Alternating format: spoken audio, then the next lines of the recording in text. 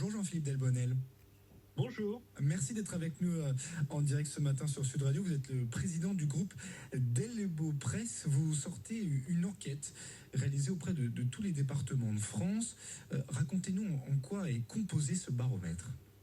Oui, alors ce baromètre réalisé en partenariat avec Doc Tripper et le cabinet Cadence, on a interrogé tous les départements de France d'une partie et de l'autre côté 1500 étudiants en fac de médecine. D'accord. Alors, qu'est-ce qu'on apprend grâce à ce baromètre ? Alors, sur la partie des départements, il y a 97% d'entre eux qui ont déjà lancé des initiatives fortes pour améliorer l'accès aux soins en France. Donc, ça se traduit par de la télémédecine, des aides à l'installation de médecins, des consultations mobiles.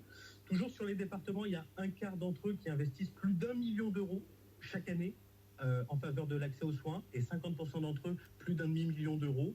Mais malgré ces efforts, les départements ils restent confrontés à de nombreuses difficultés, que ce soit de la complexité administrative, du manque de coordination entre les acteurs et un manque d'adhésion encore timide des professionnels de santé eux-mêmes.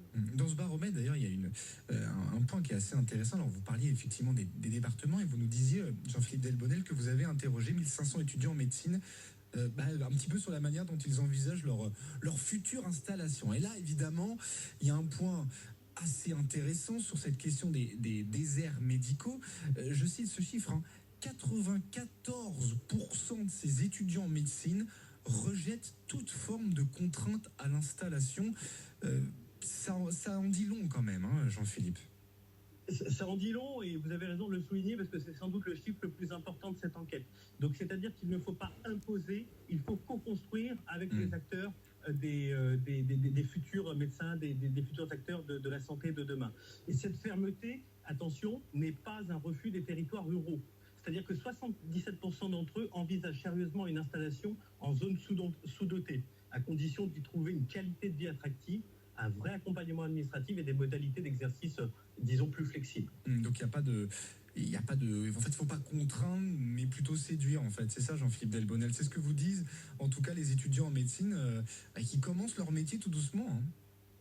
Oui, tout à fait. Et d'ailleurs, ce qui est très intéressant dans cette étude aussi, ce que nous pouvons observer, c'est que quand on leur demande leur priorité, ce n'est pas tant l'argent qui prime sur le reste, mais c'est vraiment les conditions de vie. Donc un territoire adapté, attractif, où il y a des infrastructures qui permettent de bien y vivre, d'avoir du lien social. Et la question de la rémunération, ça vient quasiment en tout dernier, mais c'est pas la priorité. Donc les départements, il faut miser davantage sur l'attractivité de son territoire. Alors justement, et tout ça est lié avec, on le voit d'ailleurs dans votre enquête entre ces étudiants et les départements, justement, en termes d'actions concrètes, que font les départements pour essayer de séduire ces étudiants en médecine ?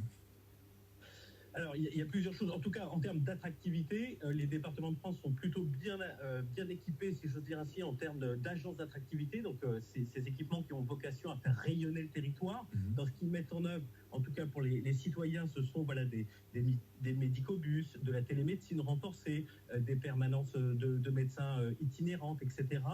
Et dans cet objectif-là, les départements, ils doivent se concentrer encore une fois sur ces enjeux d'attractivité. Et je pense même que la clé du succès, s'il y a un président de département qui nous écoute, s'ils veulent attirer demain des futurs médecins chez eux, ça se passe dans les facs de médecine. Ça ne se passe pas dans les salons, dans les publicités ou dans les affiches parisiennes.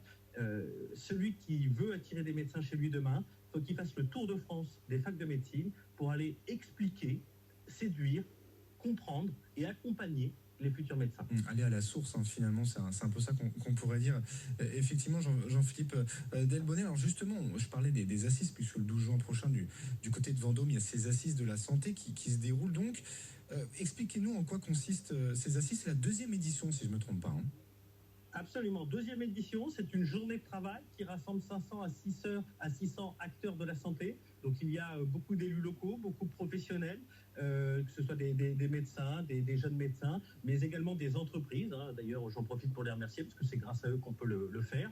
Et cette journée a la vocation à partir d'un constat, donc de notre baromètre, et essayer tous ensemble modestement de trouver et apporter des solutions concrètes. J'ajoute juste un point. Allez-y, je vous en prie.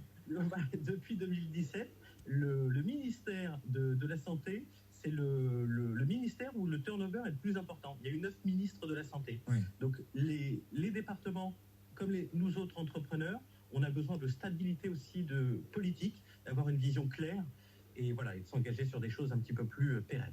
C'est d'autant plus important de le rappeler qu'aujourd'hui, le sujet de la santé reste bien évidemment primordial pour beaucoup de Français. Je rappelle ce chiffre qu'on retrouve aussi dans votre enquête. Un Français sur 4 dit avoir des difficultés à consulter un médecin généraliste encore en France. Donc il y a énormément d'efforts à faire, Jean-Philippe Delbonnel. Beaucoup d'efforts, beaucoup de concertation, d'écouter, comprendre, séduire, accompagner. Et c'est l'objectif de nos assises de la santé, comme vous l'avez rappelé, le 12 juin prochain, qui est de formuler des choses les plus concrètes possibles. Eh bien, on verra ce que ça donne. Merci infiniment, Jean-Philippe Delbonnel, d'avoir été notre invité. Et très bonne journée à vous. Je rappelle que vous êtes président du groupe Delbo Presse. Le Grand Matin Sud Radio, 7h-9h, Jean-Jacques Bourdin.